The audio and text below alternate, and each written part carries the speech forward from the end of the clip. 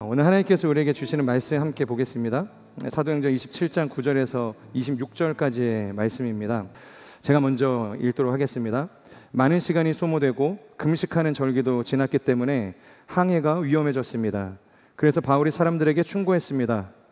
여러분, 내가 보니 우리가 이렇게 계속 항해하다가는 재난에 빠지고 배와 짐이 큰 손실을 입을 뿐 아니라 우리 목숨도 위태로울 것입니다. 그러나 백부장은 바울의 말보다는 선장과 선주의 말을 더 따랐습니다. 그 항구는 겨울을 나기에 적당하지 않았기 때문에 대다수의 사람들이 베닉스에 가서 겨울을 날 수 있기를 바라는 마음에 계속 항해하자고 했습니다. 베닉스는 크레타 섬에 있는 항구 도시로 남서쪽과 북서쪽을 향하고 있었습니다. 부드러운 남풍이 불기 시작하자 그들은 자기들이 바라던 대로 됐다고 생각했습니다. 그래서 그들은 닻을 올리고 크레타 섬 해안을 따라 항해했습니다. 그런데 얼마 지나지 않아 그 섬으로부터 유라굴로라는 태풍이 불어닥쳤습니다. 배가 폭풍에 휘말려 방향을 잡을 수가 없었습니다.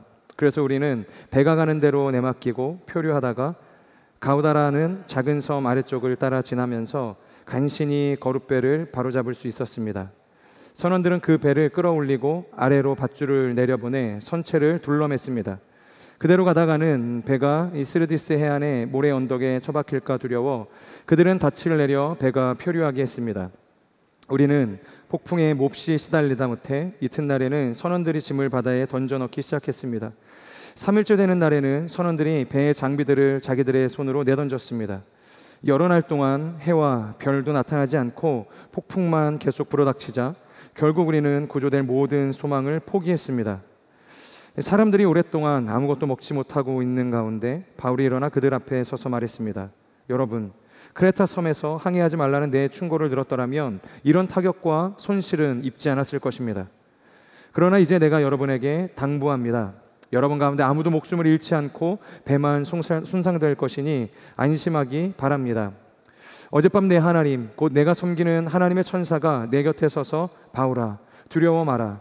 내가 마땅히 가이사 앞에 서야 한다. 그래서 하나님께서 너와 함께 항해하는 모든 사람들의 생명을 내게 맡겨주셨다라고 하셨습니다. 그러니 여러분 안심하십시오. 나는 하나님을 믿으니 내게 말씀하신 대로 이루어질 것입니다. 그러나 우리는 밀려서 어느 섬에 닿게 될 것입니다. 아멘. 네, 오늘은 침묵하는 자와 외치는 자라는 제목으로 하나님의 말씀을 함께 나누도록 하겠습니다. 제가 예전에 이 헬라어 시제에 관한 이 어떤 책을 읽으면서 한 가지 새로운 사실을 알게 되었는데 그것은 동작상의 관점에서 볼 때, 그러니까 영어에서 이 투비로 사용되어지는 헬라어 단어 에이미가 있습니다. 그러니까 에고 에이미, 나는 나다. 어디서 많이 들어보셨죠? 나는 선한 목자다. 나는 우리 이 정도 아니잖아요. 나는 부활이요 생명이다. 나는 양의 문이다. 나는 포도나무요 너희는 가지니 할 때 에고 에이미. 여기서 이 에이미가 영어에서 투비와 같은 의미로 사용이 되어진다는 거죠. 그런데 문제는 이 에이미 동사가 영어와 같이 이 부정 과거의 형태로 완결 시대로 끝나지 않는다는 것입니다. 여러분, 여기서 동작상이라는 것은 이 시간 이 표현과 이 관련을 맺는 이 문법의 기능 중 하나로, 그러니까 시간의 흐름 속에서 동작이 일어나는 어떤 그 과정들, 그 상황들에 대해서 이제 나타내는 것인데, 이 이야기를 제가 왜 하냐면, 그러니까 우리의 이 삶이라는 것, 그리고 존재를 가지고 움직이는 모든 이 사람들은 그러니까 변화하는 과정 가운데 있기 때문에 그가 어떠한 것을 그 시점에서 행했다고 할지라도 그것으로 그의 인생이 정의되어지지 않는다는 겁니다.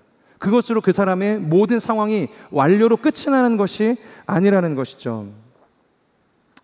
쉽게 말하면 우리의 인생을 정의한다고 할 때 우리는 끊임없이 성장하고 변화하는 존재입니다. 5살 때가 다르고 10살 때가 다르고 15이 다르고 지금의 저의 모습이 다르듯이 우리는 시간이 지나고 나이를 먹어감에 따라서 끊임없이 변화되어지는 존재라는 것이죠.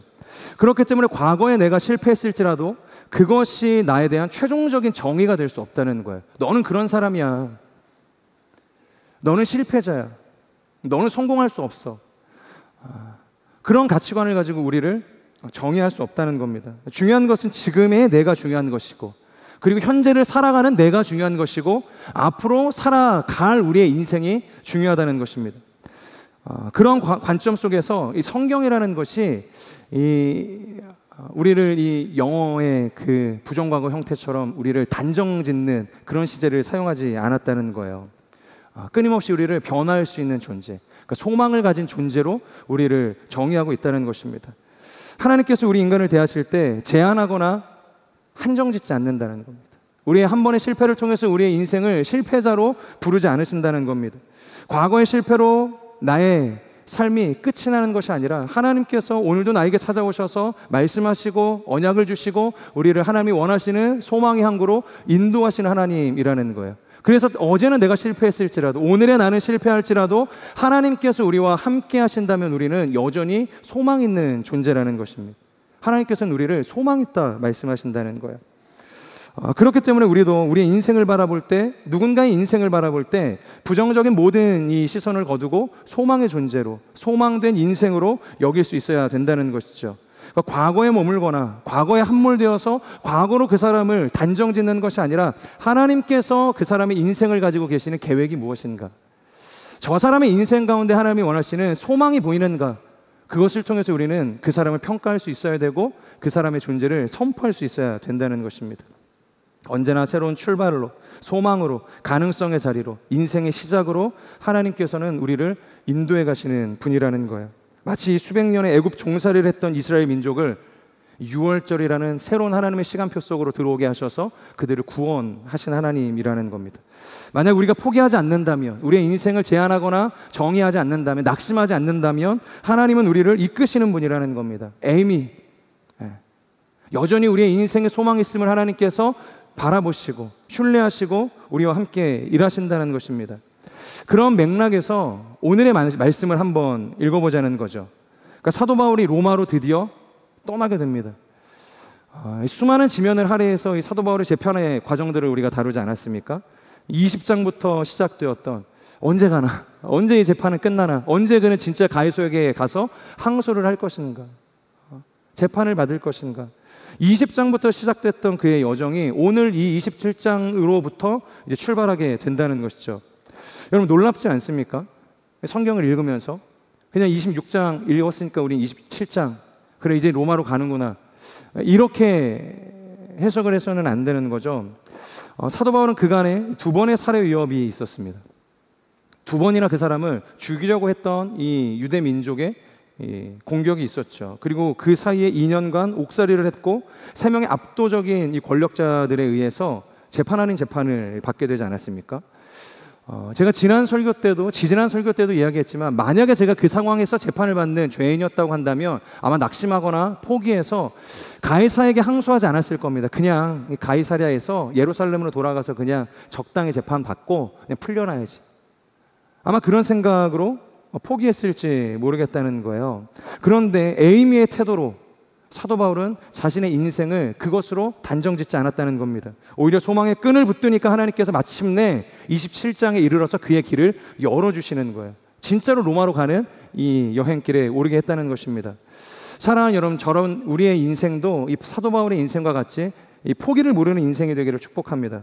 고난 많은 나의 인생, 상처 많은 나의 인생일 수도 있고 계속되어지는 실패 속에서 절망의 터널을 지나가는 우리의 인생일지도 모르지만 하나님께서는 우리에게 언약을 주셨고 여전히 우리의 인생을 바라보실 때 에이미, 그러니까 소망의 하나님으로 찾아오시는 분이라는 겁니다. 그래서 우리도 거시적이고 미래적인 그 하나님의 시선 앞으로 우리의 삶을 드릴 수 있는 인생이 되기를 축복합니다. 1절의 말씀 저희 같이 한번 읽어볼까요? 1절입니다. 시작.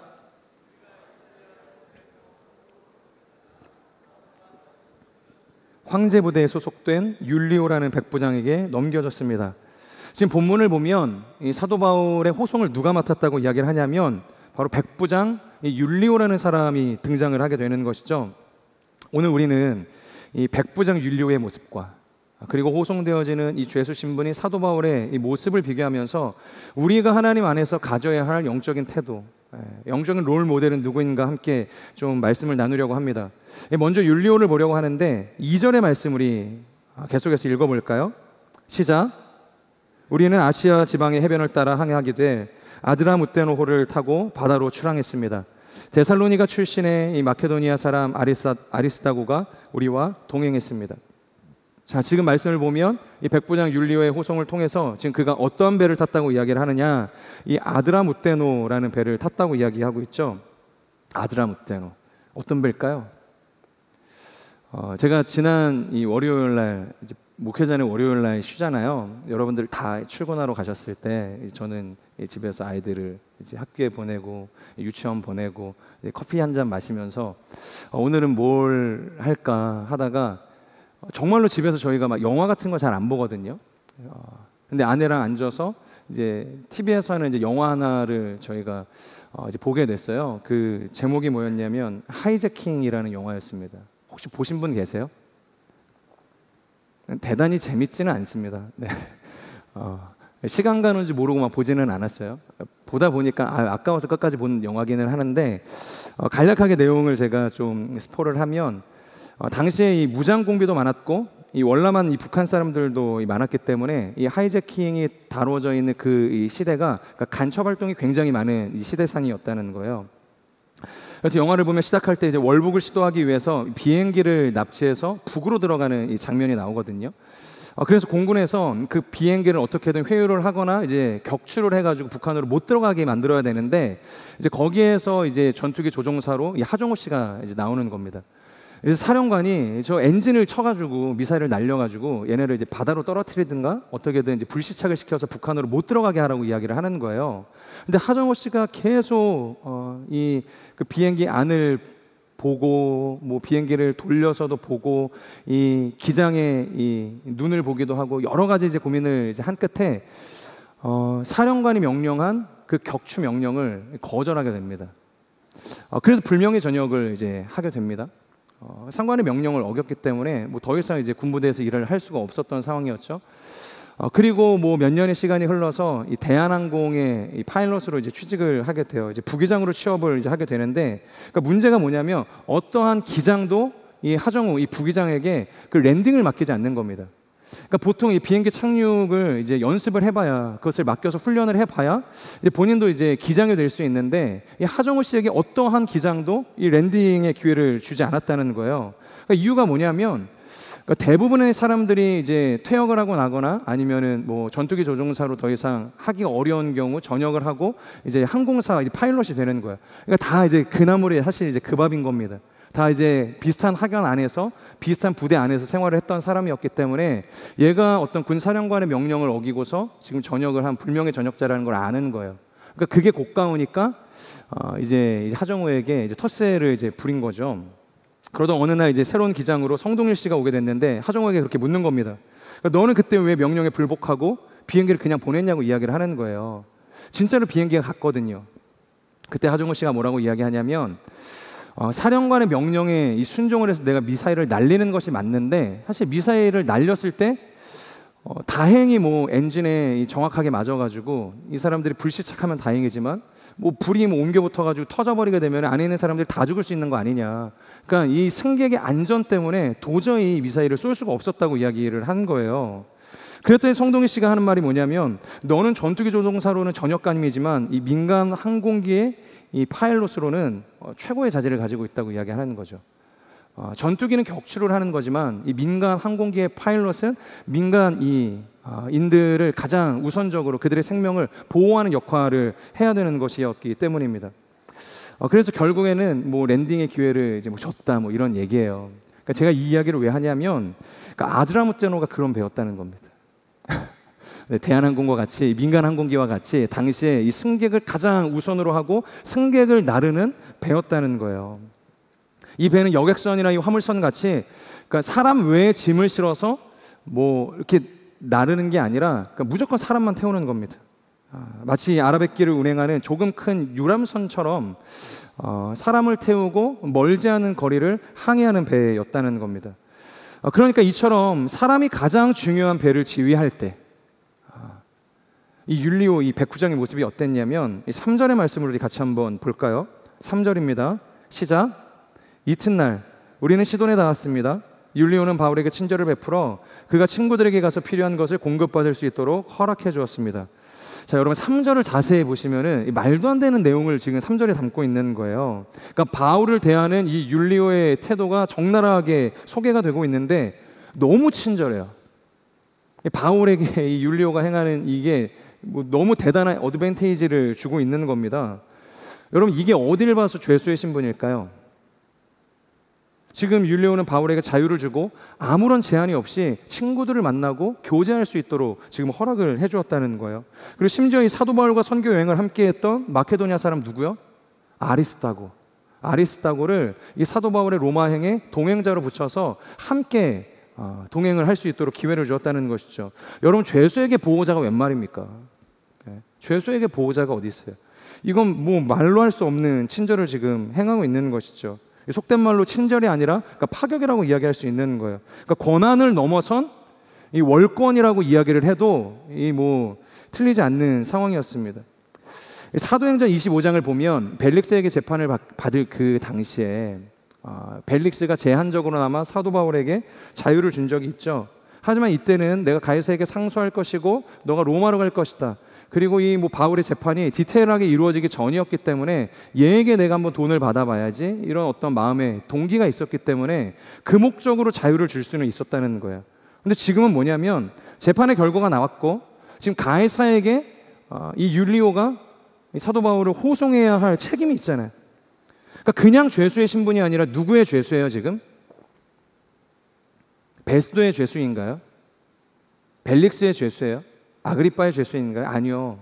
가이사가 로마에서 직접 재판을 해야 할 가이사의 죄수였다는 겁니다. 그러니까 만약에 이런 상황 속에서 바울이 이 정박지에서 내려가지고 뭐 동료와 함께 도망이라도 쳤다면 이 율리오는 이제 꼼짝없이 이제 죽을 수밖에 없는 상황이었다는 거예요. 그러니까 보통 바울을 위하는 마음이 아니었다면 이런 어떤 파격을 행할 수 없었다는 겁니다. 여러분 이쯤 되면은 뭐 어떤 생각이 들어야 할까요? 정말로 이것이 인간적인 친절이었을까요? 그러니까 사도 바울에 대한 어떤 호감 때문에 그가 이런 파격을 행하고 있는 것일까? 그러니까 많은 성경학자들이 말하길 이것은 바울에 대한 호감이 아니라 그러니까 바울이 전한 복음에 대한 반응이었다. 이런 이야기를 합니다. 그러니까 마치 십자가상의 강도와 같은 것입니다. 여러분 십자가상의 이 강도가 언제 복음을 들었겠어요? 죄수의 신분 아니었습니까? 십자가 위에서 주님이 복음을 전해주셨어요? 좌우편에 있는 강도에게 복음을 전하시던가요? 그렇지 않았죠.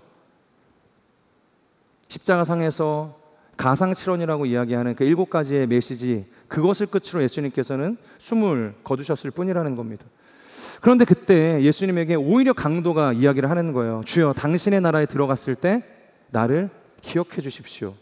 그러니까 명확한 메시아관을 가지고 예수님을 자신의 구주로 고백하는 일이 이 십자가 위에서 이루어지고 있었다는 거예요.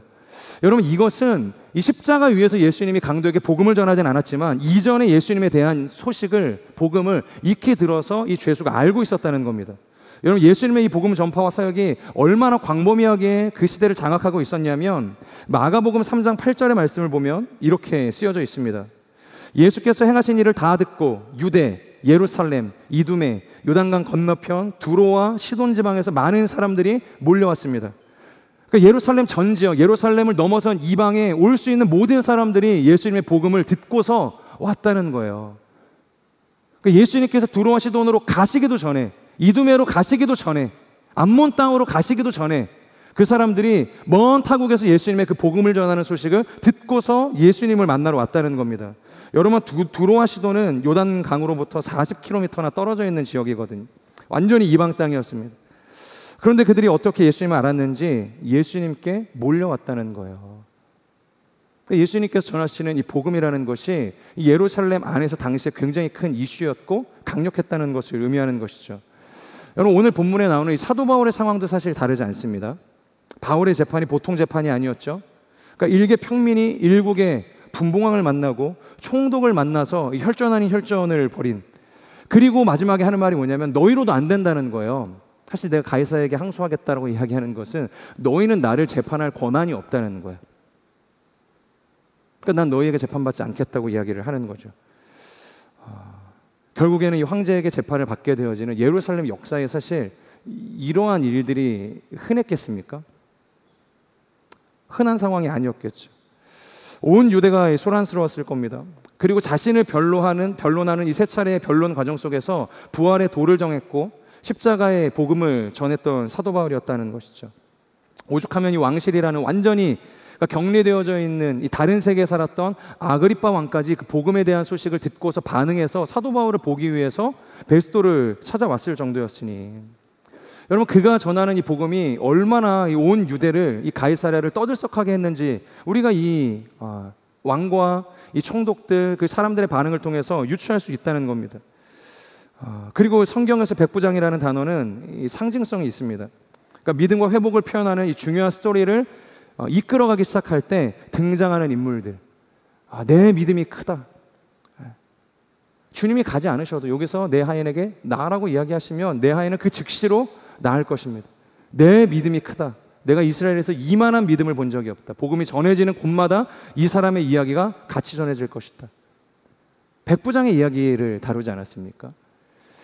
그리고 우리가 사도행전 10장 이방의 이 복음 전파에 물꼬를 틀었던 누구죠? 백부장 고넬료. 오늘 지금 가이사랴에서 가이사기까지, 이 로마까지, 이 로마의 호송을 맡았던, 이 사도 바울의 호송을 맡았던 이 율리오도 동일한 어떤 성경적인 이 상징성을 가지고 있던 사람이었다는 겁니다. 이처럼 율리오가 아드라무테노를 지휘할 때는 그가 보이는 반응은 철저히 복음적이었고 사람에 대한 반응이었고 바울에 대한 친밀한 관심으로 표현이 되었다는 거예요. 그러니까 정말로 바울과 잘 지냈습니다. 그리고 바울이 전하는 복음이 그의 마음에 들렸던 상황이었다는 거죠. 그런데 언제부터 문제가 생기냐면 5절을 보면 율리오의 배가 이 무라에 도착했다, 그렇게 이야기를 하고 무라에서 배를 갈아타게 되는데 율리오가 지휘하는 배가 이 아드라무테노에서 알렉산드리아호로 변하게 되었다고 성경이 이야기하고 있습니다. 여러분, 이것은 그냥 단순히 배를 갈아탄 정도의 문제가 아니라 상징적으로 굉장히 큰 의미를 가지고 있는 구절인 거죠. 왜냐하면 아까 말씀드린 것처럼 아드라무테노라는 배가 가지고 있는 특징은 빈배입니다. 그리고 거기에 사람을 태워서 짧은 거리를 이동하는 배였다는 거예요. 거기는 오로지 사람만 태웠기 때문에 다른 것을 챙길 필요가 없었어요. 그러니까 사람만 챙기면 되었다는 거예요. 그런데 그가 이제 지휘하게 되어지는 이 알렉산드리아호는 어떤 배냐면 이 가을에 이집트에서 출수한 이 곡식들을 가득 싣고서 로마에 가야 했던, 그러니까 로마까지 실어 나르는 화물선이었다는 겁니다. 그러니까 이 배는 사람보다 곡식은 이 말 그대로 돈이었겠죠. 재정이었겠죠. 그게 훨씬 더 중요한 가치로 운행되어지는 배였다는 겁니다. 그렇기 때문에 이 상황은 단순히 배를 갈아탄 문제가 아니었고 백부장 율리오 안에 있는 어떤 심경의 변화를 우리가 예측할 수 있는, 예감할 수 있는 그런 중요한 구절이었다는 것입니다. 바로 그의 관심이 사람과 복음에 대한 관심에서 돈과 재물에 대한 관심으로 바뀌게 되는 것을 우리가 보게 되는데, 어떻게 알 수 있냐면 7절과 8절의 말씀 우리 같이 한번 읽어보도록 하겠습니다. 시작.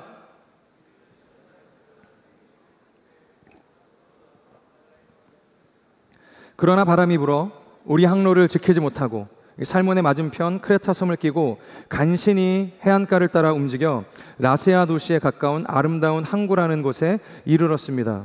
자, 말씀을 보면 그들이 배를 갈아탔습니다. 더 크고 사실상 더 강력한 배, 이 알렉산드리아 배를 탔는데 뭐라고 이야기하고 있죠? 7절에서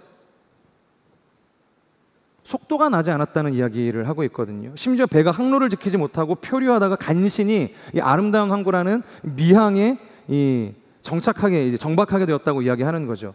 이게 무엇이 문제냐면, 그러니까 로마 제국은 11월 이 겨울 시즌에 돌입하게 되면 그러니까 모든 배의 운항을 금지하는 규제가 있었습니다.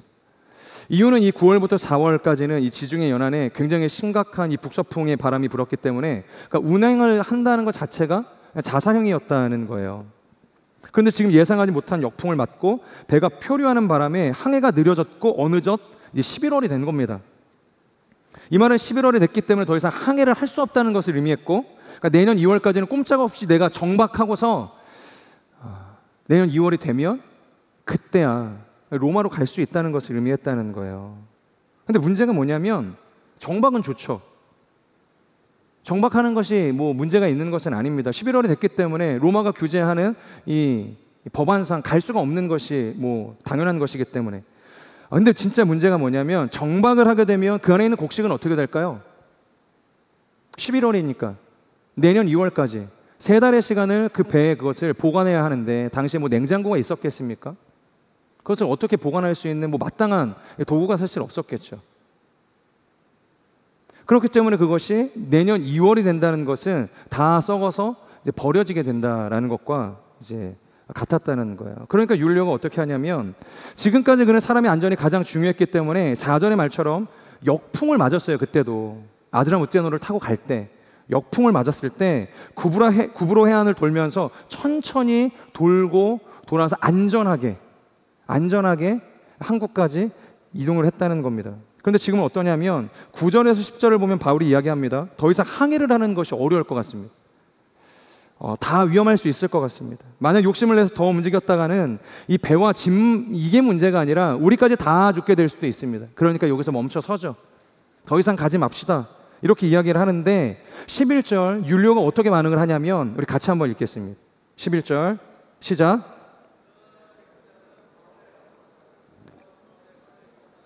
네. 백부장은 바울의 말보다 선주와 이 선어의 이 선장의 말을 더 따랐다 이야기를 합니다.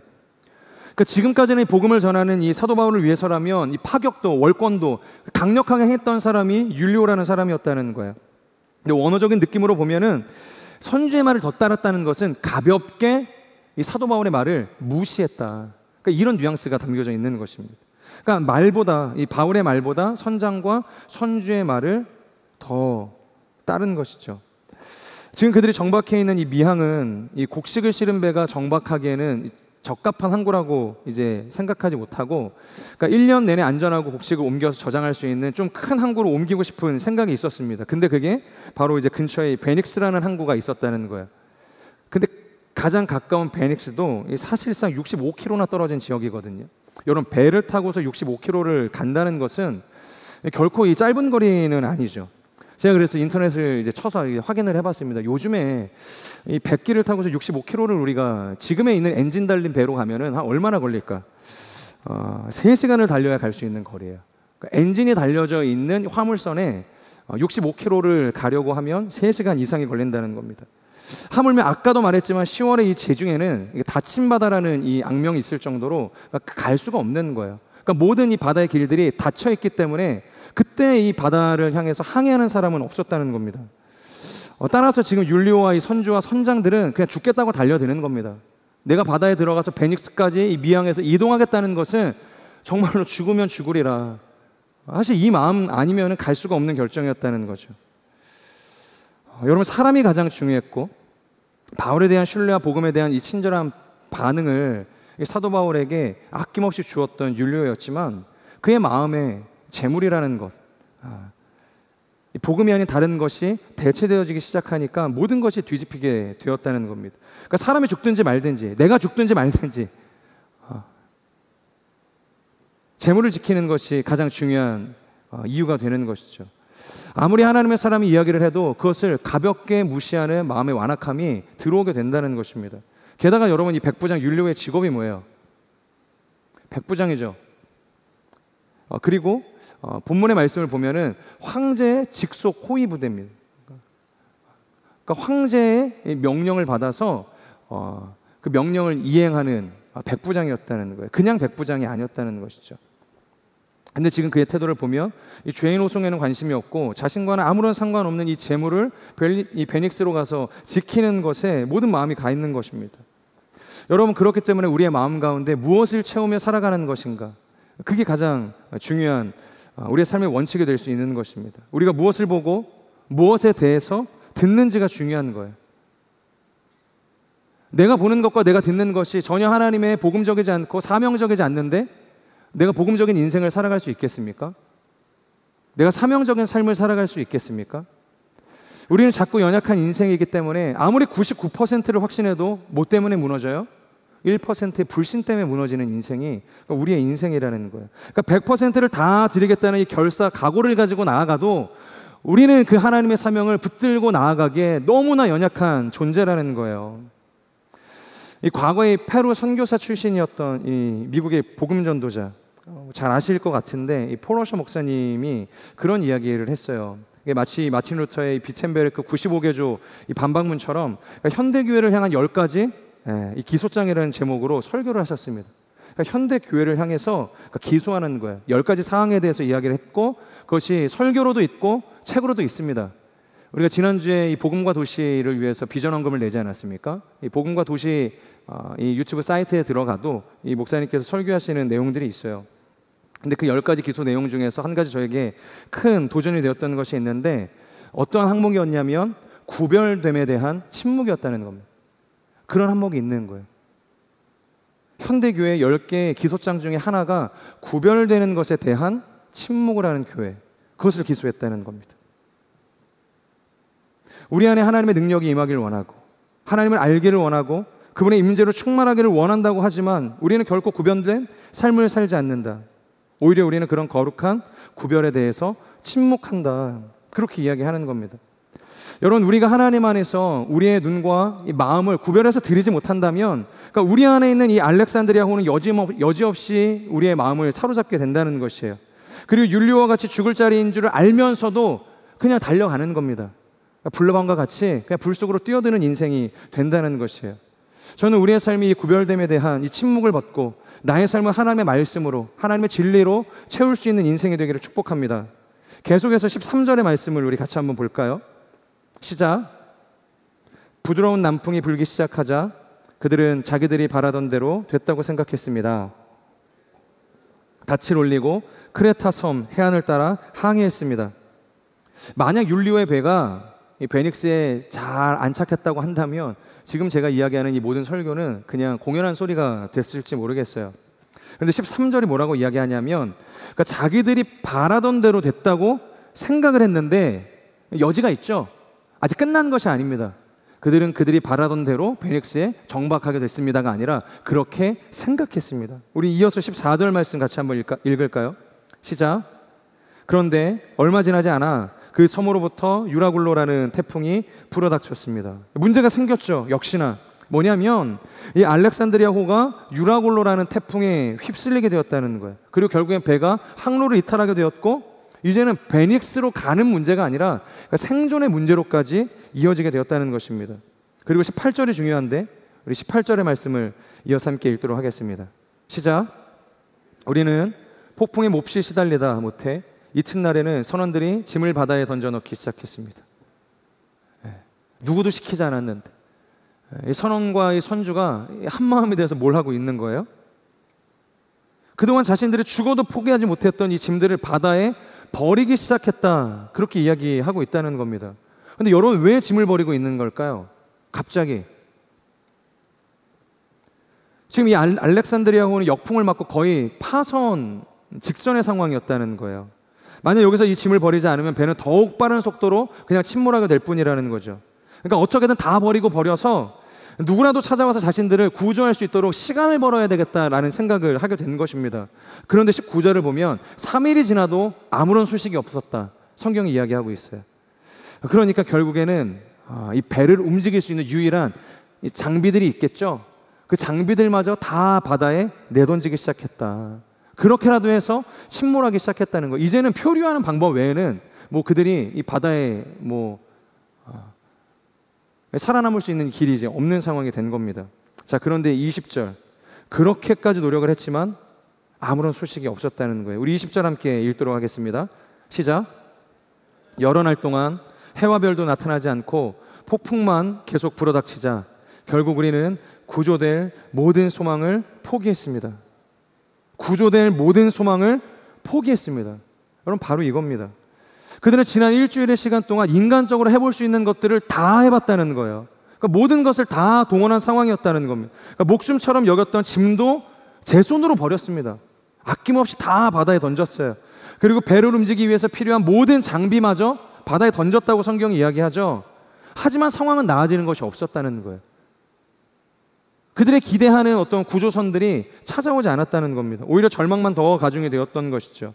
그러니까 20절 끝에 뭐라고 이야기하는가? 결국 우리는 모든 구조될 소망을 포기했습니다. 구조될 모든 소망을 포기했습니다. 여러분, 하나님께서는 우리가 포기하길 바라세요. 우리의 인생이 내려놓기를 바라신다는 겁니다. 그러니까 하나님 없이 우리가 만들어낸 그 어떠한 것도, 세상에 가치 있는 것도 하나님이 없다면 하나님께서는 그것을 포기하길 바라신다는 거예요. 그러니까 우리가 죽어야 된다는 이야기 하는 겁니다. 자기 부인하는 인생으로 우리의 삶을 드릴 수 있는 인생이 되어야 한다는 거예요. 내 자아가 산산조각 나아야 한다는 것입니다. 왜냐하면 그래야 그때 하나님께서 역사하시는 거예요. 그래야 하나님께서 우리의 인생 가운데 찾아오셔서 소망의 등불을 밝혀주신다는 겁니다. 여러분, 그들이 모든 소망을 포기하자 어떤 일이 일어나는가? 우리 22절에서 25절까지의 말씀 함께 읽겠습니다. 시작. 그러나 이제 내가 여러분에게 당부합니다. 여러분 가운데 아무도 목숨을 잃지 않고 배만 손상될 것이니 안심하시기 바랍니다. 어젯밤 내 하나님, 곧 내가 섬기는 하나님의 천사가 내 곁에 서서 바울아, 두려워 마라. 내가 마땅히 가이사 앞에 서야 한다. 그래서 하나님께서 너와 함께 항해하는 모든 사람들의 생명을 내게 맡겨주셨다라고 하셨습니다. 그러니 여러분 안심하십시오. 나는 하나님을 믿으니 내게 말씀하신 대로 이루어질 것입니다. 아멘. 바울이 외치는 겁니다. 당신들은 멀쩡할 것이다. 하나님께서 우리를 살려줄 것이다. 여러분, 근거가 뭐예요? 사도 바울이 이렇게 강력하게 외칠 수 있는 그 근거, 그러니까 하나님께서 어젯밤에 찾아오셔서 그렇게 말씀하셨다는 거예요. 너와 항해하는 모든 사람들의 생명을 지켜주겠다. 죽지 않을 것이다. 너는 로마에 갈 것이다. 하나님이 역사하시는 겁니다. 자, 그런데 여기서 우리가 추가적으로 주목해봐야 할 부분이 뭐냐면 어젯밤이라는 표현이에요. 어젯밤.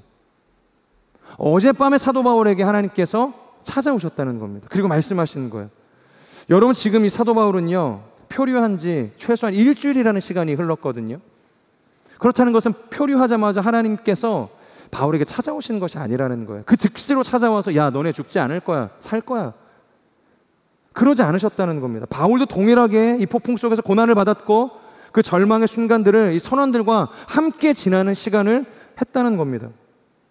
그런데 여기서 중요한 것은 우리가 앞선 이 인트로에서 이야기했던 것처럼 헬러 에이미의 뜻과 같이 바울은 지금 이곳을 죽을 자리로 생각하지 않았다는 거예요. 죽어야 할 자리로 여기지 않고 뭘 했겠습니까? 사도 바울이 같이 짐을 던졌을까요? 막 장비를 해체해서 나도 이제 같이 한손 거들어서 배를 가볍게 했겠어요? 기도하지 않았겠습니까? 그 자리에서 사도 바울이 하나님께 간절히 기도하지 않았겠습니까?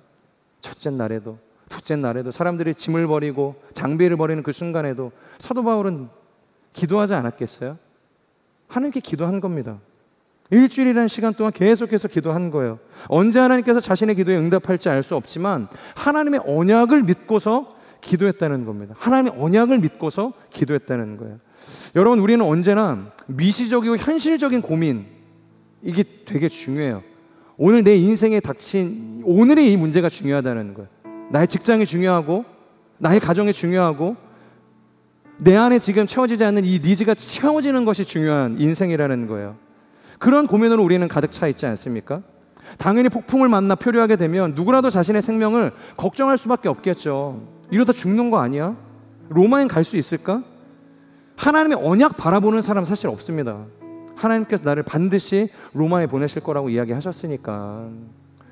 이 절망 속에서, 이 폭풍 속에서 그래, 하나님은 신실하니까 로마에 난 갈 거야. 여러분, 폭풍보다 크신 하나님 볼 수 있는 믿음이 우리에게 있습니까? 쉽지 않은 거죠. 그런데 하나님은 우리와 다르게 언제나 거시적이고 미래적인 계획을 갖고 우리의 삶을 인도하시는 하나님이라는 거예요. 거시적이고 미시적이에요. 그래서 우리의 시선 밖에 하나님의 섭리가 있는 거예요. 하나님의 그 크신 그림을 우리가 우리의 눈에 다 담을 수가 없다는 것입니다. 내가 반드시 로마도 보리라. 여러분, 이것이 미시적인 하나님의 계획인가요? 거시적인 하나님의 계획이죠. 아직 오지 않는 미래에 도래하게 될 하나님의 섭리 아닙니까? 사도 바울의 지금 당장 눈앞에는 로마가 없습니다. 폭풍으로 인해서 침몰하고 있는 이 배밖에 없다는 거예요. 그럼에도 불구하고 사도 바울이 무엇을 기도했냐면 하나님께서 로마로 나를 보내신다고 하지 않으셨습니까? 내가 로마로 갈 것이다. 로마의 복음을 전할 것이다. 그 하나님의 언약을 붙들고 거시적이고 미래적인 그 하나님의 그 시선에 자신의 삶을 들이며 기도하기 시작을 했다는 것입니다. 여러분, 이 하나님의 미시적이고 거시적인 그 계획, 그리고 미시적이고 이 현실적인 우리의 이 필요와 이 연약함, 그 사이에는 굉장히 큰 간극이 있지 않을까요? 멀면 멀수록, 그리고 우리가 오늘이라는 이 현실에 주목하면 주목할수록 하나님의 계획과 우리가 가지고 있는 이 필요 사이에는 굉장히 큰 괴리가, 구멍이 나 있게 된다는 거죠. 여러분, 이 구멍을 메울 수 있는 힘이 어디에 있을까? 이 큰 이 괴리의 간극을 우리가 일거에 메울 수 있는 힘은 어디에 있을까? 바로 믿음이라는 겁니다. 믿음이 있어야 이 구멍을 메울 수 있는 거예요. 믿음이 있어야 오늘을 살아가는 우리가 미래의 하나님과 연결되어질 수 있다는 겁니다.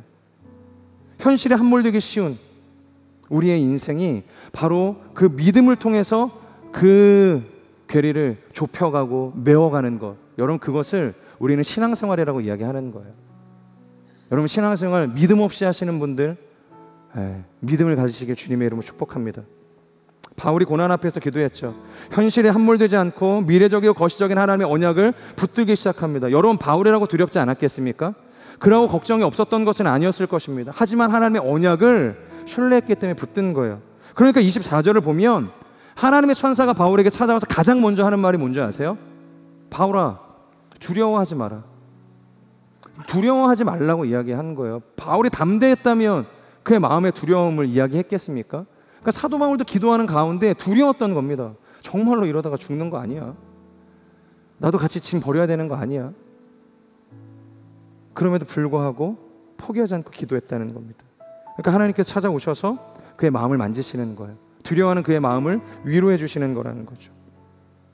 천하의 바울도 믿음을 가지고 하나님과의 그 끝도 없는 괴리를 메우는 것이 쉬운 일이 아니었습니다. 두려운 일이었다는 거예요. 하지만 중요한 것은 그 어떠한 것으로도, 다른 그 어떠한 것으로도 그 괴리는 메꿀 수 없다는 거예요. 그 구멍을 우리가 막아 세울 수 없다는 겁니다. 그러니까 똑같은 죽음의 공포 속에서 사람들은 부서져가는 이 배를 걱정하고 있지만, 그래서 어딘가 자신들을 구조하러 올지 모르는 사람들을 찾기에 혈안이 되어져 있는 형국이지만, 사도 바울은 뭐예요?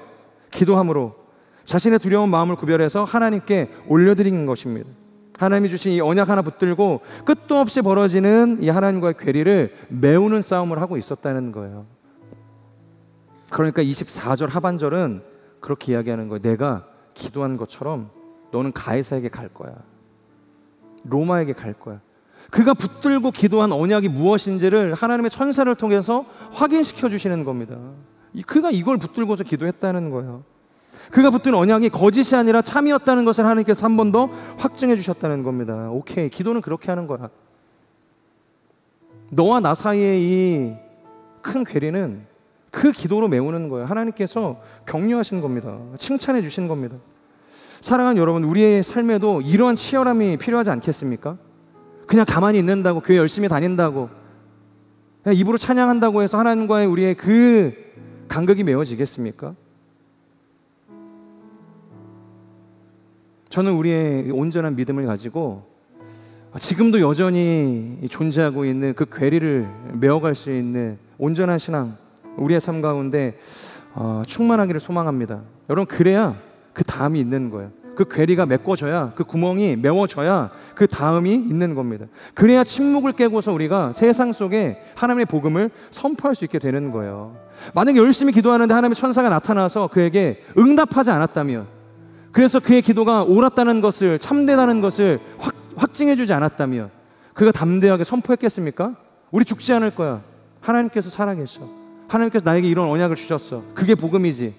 여러분, 이거 세상 가운데 우리가 어떻게 담대하게 외치겠습니까? 믿음으로 그의 신앙을 하나님 앞에 올려드리기 시작하니까 그 다음이 있는 거예요. 25절. 그러니 여러분 안심하십시오. 나는 하나님을 믿으니 내게 말씀하신 대로 이루어질 것입니다.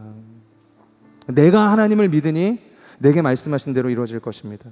결국 그 언약의 말씀대로 276명 전원이 그 표류하는 바닷속에서 결국에는 구원함을 얻게 되죠. 구출을 얻게 되어지는 은혜를 누리게 되었습니다. 저는 우리의 인생의 어떠한 상황 속에서도 이 세상과 구별된 삶을 살아갈 수 있기를 주님의 이름으로 축복합니다. 그래서 세상의 마음을 뺏겨 외쳐야 할 때 침묵하는 연약한 인생이 아니라 믿음의 확신을 가진 우리의 외침을 통해서 오히려 죽어가는 영혼들을 살릴 수 있는 생명의 통로가 되기를 주님의 이름으로 축복합니다. 우리 같이 한번 오늘의 말씀을 기억하면서 기도하겠습니다. 하나님, 우리에게 주신 말씀을 우리가 기억하며 나아갑니다. 우리의 삶에 무엇으로 채울 것인가? 하나님으로 채우게 하여 주시옵소서. 하나님과 우리와 멀어진 이 모든 이 괴리의 구멍, 이 괴리의 간극을 우리가 무엇으로 채우겠습니까? 인간적인 열심으로 채우겠습니까? 우리의 삶에 있는 세상적인 짐들을 내어버린다고 해서, 우리의 마음을 비운다고 해서 하나님 이것이 좁혀지겠습니까? 우리의 마음 가운데 믿음을 가지고 하나님이 주신 그 언약을 붙들고 기도하기 시작할 때 하나님 그 구멍이, 그 간격이 메워지게 되는 줄로 믿습니다. 하나님, 우리 안에 있는 모든 불신앙에 떠나가게 하여 주시고 하나님 앞에 믿음으로 오늘도 기도하며 우리의 삶을 올려드릴 수 있는 하나님의 사람들이 될 수 있도록 축복하여 주시옵소서. 표류하는 우리의 인생의 모든 항로가 다시 한번 주님 앞에 기도함으로 회복되어지는 은혜가 있게 하여 주시옵소서. 이 시간 주여 선포하며 기도하며 나아갑시다. 주여.